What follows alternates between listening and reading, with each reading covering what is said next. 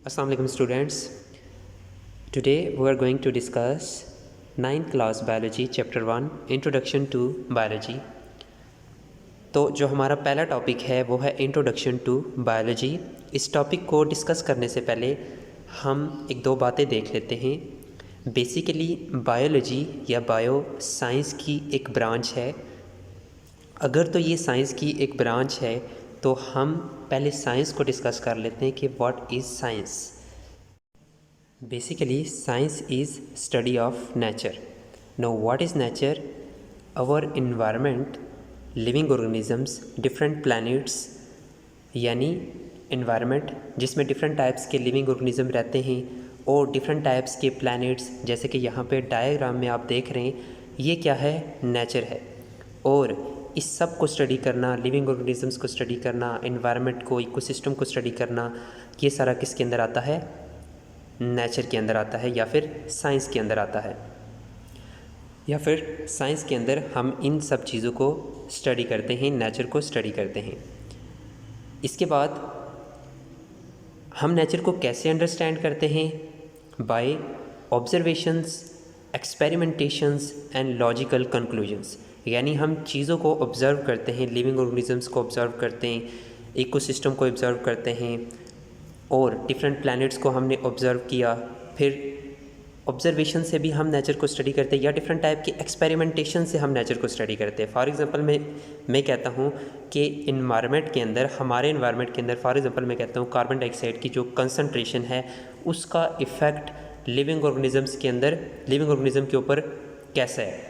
इसको हम कैसे स्टडी कर सकते हैं? एक्सपेरिमेंटेशन से कर सकते हैं, एक्सपेरिमेंट कर सकते हैं। उन एक्सपेरिमेंट से हमें पता चलेगा कि इस कार्बन डाइऑक्साइड की कंसनट्रेशन का, कम कंसनट्रेशन का या ज़्यादा कंसनट्रेशन का लिविंग ऑर्गेनिज्म के ऊपर इफ़ेक्ट क्या होगा। और लॉजिकल कंक्लूजन्स, बेसिकली कुछ कंक्लूजन्स होते हैं, रिजल्ट्स होते हैं जो एक्सपेरिमेंट्स के बाद हमें मिलते हैं। ठीक है, तो एक्सपेरिमेंटेशंस, लॉजिकल कंक्लूजन्स, ऑब्जर्वेशंस, इन सब चीज़ों से हम नेचर को स्टडी कर सकते हैं। और नेचर को स्टडी करना बेसिकली क्या है? साइंस।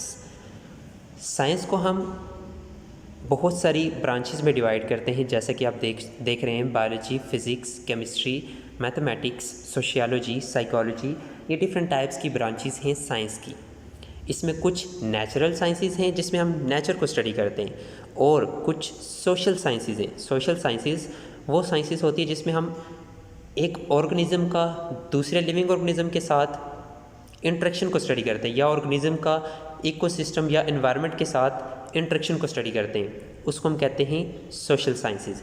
इसमें जो पहली तीन हैं, बायोलॉजी, फिज़िक्स और केमिस्ट्री, ये आ जाती हैं नेचुरल साइंसेस के अंदर, यानी इसमें हम नेचर को स्टडी करते हैं। जैसे कि बायोलॉजी को हम आगे जाकर डिस्कस करेंगे। बायोलॉजी साइंस की एक ऐसी ब्रांच है जिसमें हम लिविंग ऑर्गेनिजम्स को स्टडी करते हैं। इसके बाद फिज़िक्स और केमिस्ट्री भी नेचुरल साइंसेस के अंदर ही आती हैं। इसके बाद सोशियोलॉजी और साइकोलॉजी, ये सोशल साइंसेस के अंदर आती हैं, यानी इसमें हम ऑर्गेनिजम्स का सोशल बिहेवियर डिस्कस करते हैं या स्टडी करते हैं कि ऑर्गेनिजम्स का दूसरे ऑर्गेनिजम्स के साथ या एनवायरनमेंट के साथ कैसा इंटरेक्शन है, कैसा रिलेशन है। इसके बाद मैथमेटिक्स एक रवायती साइंस है, एक फॉर्मल साइंस है, जिसमें हम कैलकुलेशंस वगैरह को स्टडी करते हैं। इसके बाद व्हाट इज़ बायोलॉजी? बायोलॉजी हमने पीछे भी डिस्कस किया, ये साइंस की एक ऐसी ब्रांच है जिसमें हम लिविंग ऑर्गेनिजम्स को स्टडी करते हैं। Scientific study of life is called biology. Biology word is derived from दो ग्रीक वर्ड बायोस और लोगोस। बायो और लोगोस, इनसे ये बायोलॉजी की टर्म निकली है। बायो का मतलब होता है लाइफ, बायो का मतलब होता है लाइफ, और लोगोस का मतलब होता है टू स्टडी, यानी, या फिर आप ऐसा भी कह सकते हैं, लोगोस का मतलब होता है रीजनिंग, स्टडी, थॉट, यानी लिविंग ऑर्गेनिजम्स के बारे में सोचना, लिविंग ऑर्गेनिज्म के बारे में स्टडी करना, उसे हम क्या कहते हैं? बायोलॉजी कहते हैं। इसके बाद ना सिर्फ हम लिविंग ऑर्गेनिजम्स को स्टडी करते हैं, बल्कि हम उनका इंटरेक्शन भी स्टडी करते हैं, आपस में इंटरेक्शन, उनका लिविंग ऑर्गेनिज्म का इन्वायरमेंट के साथ इंटरेक्शन, ये भी हम बायोलॉजी में स्टडी करते हैं, यानी ऑर्गेनिजम्स के स्ट्रक्चर को, ऑर्गेनिजम्स के फंक्शंस को और उनके इंटरएक्शंस को हम स्टडी करते हैं। जैसा कि आपको पता है प्लांट भी लिविंग ऑर्गेनिज्म है, उनके स्ट्रक्चर को स्टडी करना, उनके फंक्शंस को, उनके डिफरेंट पार्ट्स के फंक्शन को स्टडी करना, इसके बाद उन प्लांट्स का इंटरेक्शन दूसरे लिविंग ऑर्गेनिज्म के साथ क्या है, दूसरे लिविंग ऑर्गेनिजम्स के ऊपर उनका क्या असर है। ठीक है, ये सारा हम किस में स्टडी करते हैं, बायोलॉजी में स्टडी करते हैं। इसके बाद ये वही बात कि बायोलॉजी में हम लिविंग ऑर्गेनिज्म के स्ट्रक्चर और फंक्शंस के साथ साथ उनका इंटरेक्शन भी स्टडी करते हैं, आपस में भी और इन्वायरमेंट के साथ उनका कैसा इंटरेक्शन है, ये भी हम बायो में स्टडी करते हैं। अच्छा, इसके बाद यहाँ पे हम कुछ लिविंग ऑर्गेनिजम्स की एग्जांपल देख लेते हैं। यहाँ पे देखें, बटरफ्लाई, मशरूम, प्लांट, ये डिफरेंट टाइप के लिविंग ऑर्गेनिज्म आपको यहाँ पे नज़र आ रहे हैं, ये आप एग्जांपल में लिख सकते हैं। इनकी स्टडी हम बायो में करते हैं। अच्छा, अब बायोलॉजी के अंदर हम लिविंग ऑर्गेनिजम्स की स्टडी करते हैं, तो लिविंग ऑर्गेनिजम्स के अंदर बहुत सारे लिविंग ऑर्गेनिजम्स आ जाते हैं, जैसा कि प्लांट्स, एनिमल्स और बहुत सारे माइक्रो ऑर्गेनिजम्स जो हमें नेकेड आई से नज़र नहीं आते, जो हमें आम आंख से नज़र नहीं आते, वो भी आ जाते हैं। तो इन सब को हम बायो में स्टडी करते हैं। अपनी आसानी के लिए हमने बायो को फर्दर डिवीजन्स में डिवाइड कर दिए या फर्दर ग्रुप्स में डिवाइड कर दिए। और वो ग्रुप्स कौन कौन से हैं? सबसे पहला है ज़ूलॉजी। ज़ूलॉजी बायोलॉजी की एक ऐसी डिवीजन है जिसमें हम किसको स्टडी करते हैं, सिर्फ एनिमल्स को स्टडी करते हैं। एनिमल्स का स्ट्रक्चर, एनिमल्स के फंक्शंस, उनका एनवायरनमेंट के साथ इंटरेक्शन, उनका डिफरेंट और लिविंग ऑर्गेनिजम्स के साथ इंटरेक्शन, ये सारा हम स्टडी करते हैं ज़ूलॉजी में। इसके बाद आता है बॉटनी, जिसमें हम प्लांट्स को स्टडी करते हैं।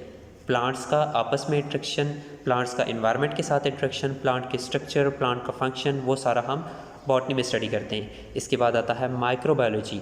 माइक्रोबायोलॉजी में हम क्या करते हैं, माइक्रो ऑर्गेनिज्म को स्टडी करते हैं। और माइक्रो ऑर्गेनिजम्स वो ऑर्गेनिजम्स होते हैं जो हमें नेकेड आई से, आम आंख से नज़र नहीं आते, यानी हमें माइक्रोस्कोप के ज़रिए नज़र आते हैं। जैसे कि बैक्टीरिया, बहुत सारे फंजाई भी माइक्रोस्कोपिक होते हैं, तो उन सब को हम माइक्रोबायोलॉजी में स्टडी करते हैं। उनका इंटरेक्शन आपस में, उनका इंटरेक्शन एनवायरनमेंट के साथ, ये सारा हम माइक्रोबायोलॉजी में डिस्कस करते हैं। अब चूँकि बायोलॉजी के अंदर हम ये जितने भी लिविंग ऑर्गेनिजम्स हैं, इनके स्ट्रक्चर, फंक्शन, इनके इंटरेक्शन, इन सब चीज़ों को हम स्टडी करते हैं, तो फर्दर हमने अच्छी तरह से इजीली स्टडी करने के लिए इन डिवीजन्स को फर्दर ब्रांचेस में डिवाइड कर दिए।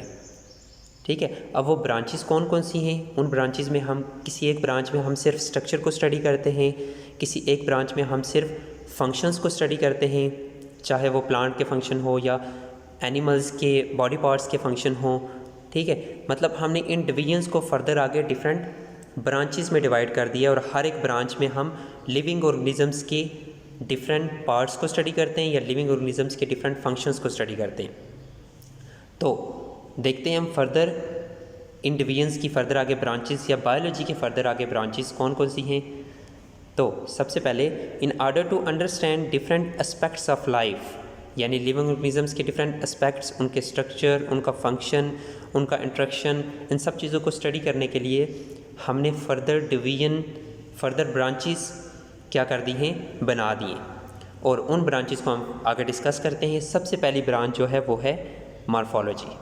मॉर्फोलॉजी एक बायोलॉजी की एक ऐसी ब्रांच है जिसमें हम ऑर्गेनिजम्स के स्ट्रक्चर्स को स्टडी करते हैं, उनकी फॉर्म्स को, उनके स्ट्रक्चर्स को स्टडी करते हैं। जैसे कि प्लांट मॉर्फोलॉजी भी होती है, एनिमल मॉर्फोलॉजी भी होती है। प्लांट मॉर्फोलॉजी के अंदर हम क्या स्टडी करते हैं, जैसे बॉटनी के अंदर हम प्लांट मॉर्फोलॉजी को फॉर एग्जांपल हम स्टडी कर रहे हैं, तो प्लांट मॉर्फोलॉजी के अंदर हम क्या स्टडी करते हैं, प्लांट्स के स्ट्रक्चर्स। प्लांट्स के स्ट्रक्चर्स कौन कौन से हैं, रूट, स्टेम, लीव्स, इन सब को हम स्टडी करते हैं मॉर्फोलॉजी के अंदर। या आप ऐसा कह सकते हैं कि मॉर्फोलॉजी के अंदर हम एक्सटर्नल स्ट्रक्चर्स को स्टडी करते हैं। जैसा कि आप देखें, प्लांट्स के अंदर क्या क्या प्रेजेंट होता है, लीफ प्रेजेंट होता है, ब्रांचेस, स्टेम, रूट्स, ये सारी चीज़ें प्रेजेंट होती हैं। अगर हम लीफ को देखें तो लीफ के अंदर ये आपको नज़र आ रहे हैं, डिफरेंट पार्ट्स नज़र आ रहे हैं, और ये सारे पार्ट्स, जैसे कि यहाँ पे ये पेटियोल आपको नज़र आ रहा है, इसके बाद ये वैन्स, ये सारी चीज़ें एक्सटर्नल स्ट्रक्चर हम किस में स्टडी करते हैं, मॉर्फोलॉजी में स्टडी करते हैं। इसी तरह से स्टेम के स्ट्रक्चर को, एक्सटर्नल स्ट्रक्चर को, ठीक है, ब्रांचेस को, रूट के स्ट्रक्चर को, रूट के बिहेवियर को, ये सारा हम स्टडी करते हैं मॉर्फोलॉजी के अंदर। Morphology, this branch deal with the study of form and structure of living organisms, चाहे वो प्लांट्स हों, एनिमल्स हों, माइक्रो ऑर्गेनिजम्स हों, उन सब के स्ट्रक्चर को स्टडी करना किसके अंदर आता है, मॉर्फोलॉजी के अंदर आता है। अब यहाँ पे देखें, ये प्लांट की एग्जांपल मैंने दी है, इसके फ्लावर, इसके सारे बॉडी को स्टडी करना, इसके लीव्स को स्टडी करना, स्टेम को, ठीक है, ये सारा किसके अंदर आता है, मॉर्फोलॉजी के अंदर आता है।